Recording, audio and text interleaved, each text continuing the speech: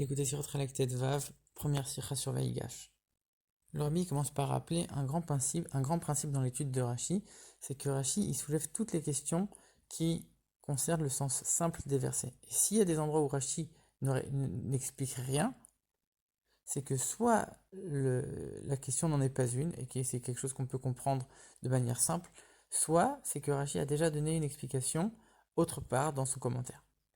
Et ici, la question que le Rabbi se pose, c'est que dans notre paracha, il y a tout le dialogue entre Yehuda et Yosef, jusqu'à ce que Yosef il n'arrive plus à se retenir et il se dévoile à ses frères. Il dit: Je suis Yosef, votre frère.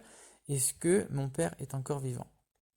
Alors, la question évidente dans ce verset, c'est que Yehuda il vient de parler avec Yosef longuement en expliquant précisément pourquoi le fait de laisser Binyamin en Égypte ça va provoquer de la souffrance à Yaakov et que Yaakov il va pas tenir, il va pas supporter cette douleur parce qu'il a besoin de son fils Binyamin et que Binyamin ne peut pas rester en Égypte.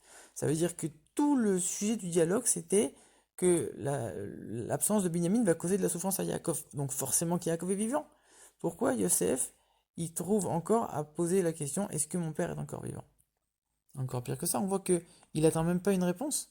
Il commence à parler à ses frères, il essaye de les rassurer, de les rapprocher, et après il commence à leur raconter plein de choses, et il leur dit: montez en Israël et allez chercher mon père. Donc il attend même pas une réponse de leur part. Pourquoi il pose une question si déjà il a la réponse, et en plus il attend même pas une réponse à cette question qui, a priori, est évidente pour lui. Le rabbi dit qu'a priori il y a quelque chose qui doit se cacher derrière cette question. Et donc la question qui finalement ressort de tout ça, c'est comment se fait-il que Rachid ne commente rien sur ça? Alors la réponse d'Abrabanel, elle est la suivante, qu'en vérité c'était uniquement une manière de rentrer en contact avec eux. Il leur dit: je suis Yosef, il sait que ça va provoquer un choc chez eux, automatiquement il a besoin d'engager le dialogue avec eux en parlant d'autre chose. Est-ce que mon père est encore vivant? C'est la première chose qu'il a trouvé à dire. Et si Rachid ne dit rien sur ça, c'est parce que Rachid a déjà expliqué ce principe plusieurs fois. Quand Dieu il parle à Adam, il dit: Adam, où es-tu? Il sait très bien où il est, Adam. C'est une manière d'entrer en contact avec lui. Pareil avec Avel. Il lui dit: où es-tu? Il lui dit: où est Evel ton frère? Donc il parle à Caïn, pardon. Il dit: où est Evel ton frère? Il sait très bien où il est, il sait très bien qu'il a tué, mais il cherche à entrer en contact avec lui. Comme Rachid a déjà donné ses explications, ici, Rachid ne dirait rien. Le Rabbi repousse cette explication. Même si on voudrait dire que c'est une manière d'entrer en contact, il y a d'autres sujets à aborder finalement. Après un dialogue comme celui que Yehuda vient de faire, il y a forcément un autre sujet. Même s'il veut rentrer en contact avec lui, il n'est pas obligé de dire tout de suite: est-ce que mon père est vivant? C'est la dernière chose qu'il aurait pu dire justement. Alors le Rabbi propose une autre réponse, c'est qu'en vérité, l'expression Aod Avichai, est-ce que mon père est encore vivant? Il ne faut pas la lire comme une interrogation, il faut la lire comme un étonnement. Mon père est encore vivant? Et ça, on le voit plein de fois dans le Tanakh. Il y a certains exemples où on voit que finalement, on peut lire cette formulation, pas sous forme de question, mais sous forme d'étonnement. Alors dans ce cas-là, le Rabbi, il a encore des questions. En quoi c'est tellement étonnant? Yaakov, il avait 130 ans. Abraham et Yitzhak, ils ont vécu bien plus que ça. En quoi c'est étonnant que Yaakov soit encore vivant à 130 ans?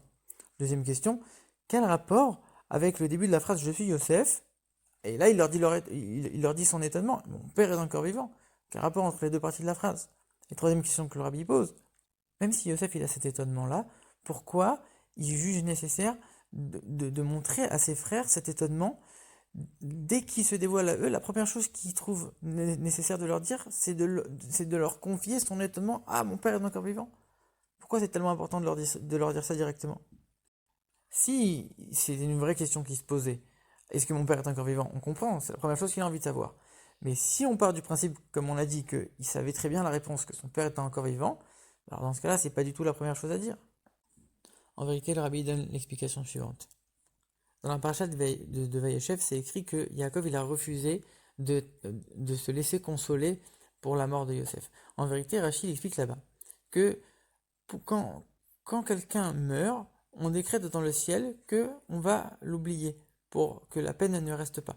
Mais quand quelqu'un reste vivant, alors on ne peut pas se consoler sur quelqu'un qui est vivant puisqu'il n'y a pas de décret qui a été fait dans le ciel. Donc c'est pour ça que Yaakov, il n'a pas été consolé pendant ces 22 ans où il n'a pas vu Yosef. Et donc finalement, c'est ça l'étonnement de Yosef. Yosef, il est en train de dire: pendant 22 ans, mon père, il a été endeuillé. Pendant 22 ans, il a gardé cette peine. Il a eu une douleur terrible pendant 22 ans et malgré tout, il est encore vivant. C'est ça qui est incroyable.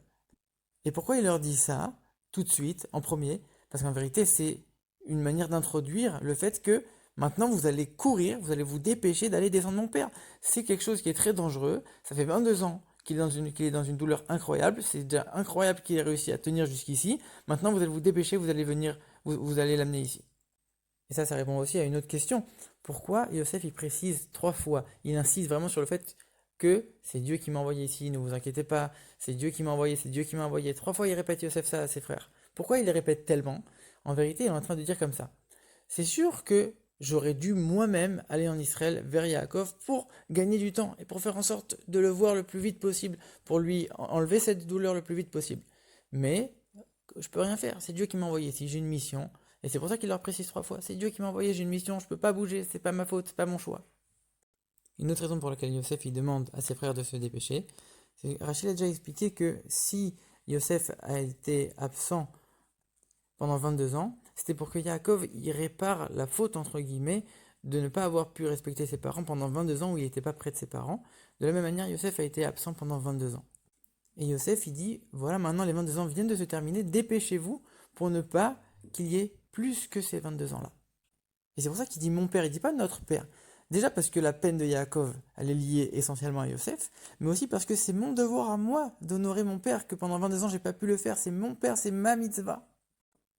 Et l'enseignement dans le service de Dieu que que le rabbi tire d'ici, c'est que c'est sûr qu'il y a des fois où il faut être sévère, il y a des fois où il faut être rigoureux, mais il ne faut pas être trop rigoureux plus que de mesure. Et dès qu'arrive le moment où il faut enlever cette rigueur, il faut se dépêcher d'enlever toute cette rigueur et d'éveiller au maximum la bonté immédiatement.